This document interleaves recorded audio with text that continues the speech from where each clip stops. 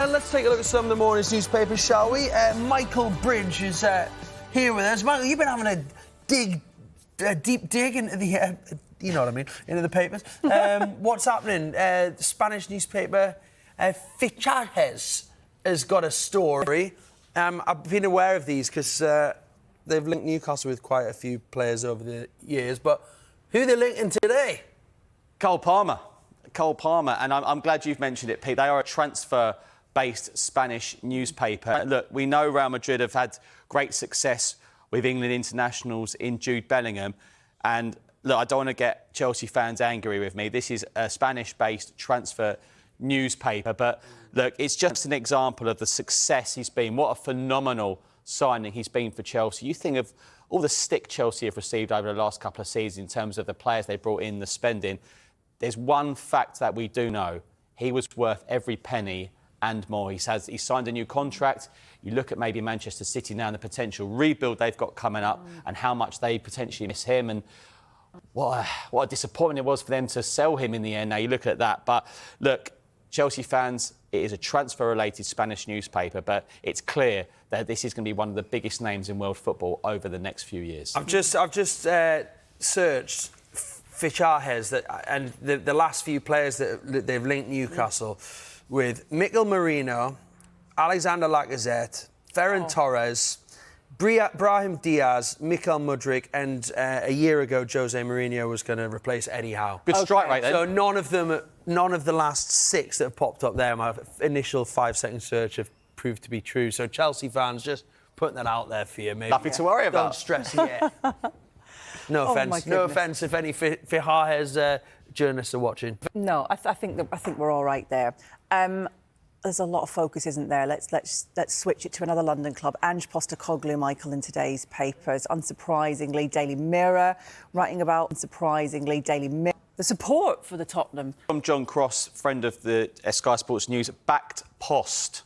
Like that. Spurs support for under fire, and yeah, this is, of course, off the back of a disappointing few weeks for Spurs. I say, disappointing few weeks. They beat Manchester City, didn't they, 4-0? But after that, there's been some disappointing defeats. But the likes of Radu Dragoshin and Christian Romero have come out in their support for Ange Postecoglou, and we reported yesterday that he's under no pressure at Spurs at the moment. While results over the last few weeks have been disappointing, there is an understanding that there are a number of key players out.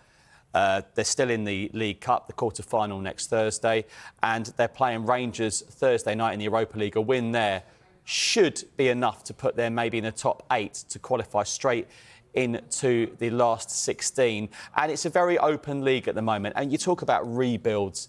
A rebuild doesn't take just 1 year, does it? So, look, it's good that he's got players on his side, and it sounds as if he's got Daniel Levy on his side for now as well. But more on that throughout the morning on Sky Sports News. And switching to the other side of North London, the Sun are speculating about a possible replacement for Edu as Arsenal's sporting director. I mean,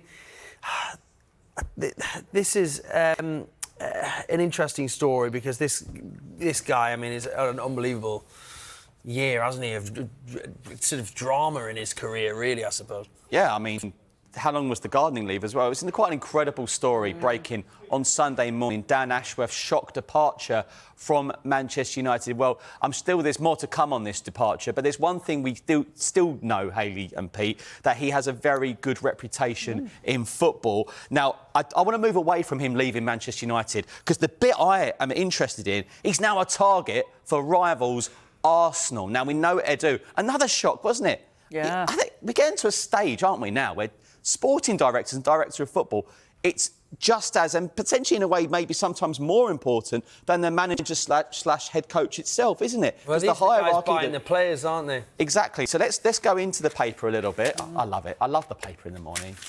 And we've got so many papers this morning. We've got different papers in the 8 and the 9, because Tuesdays are always packed, aren't they?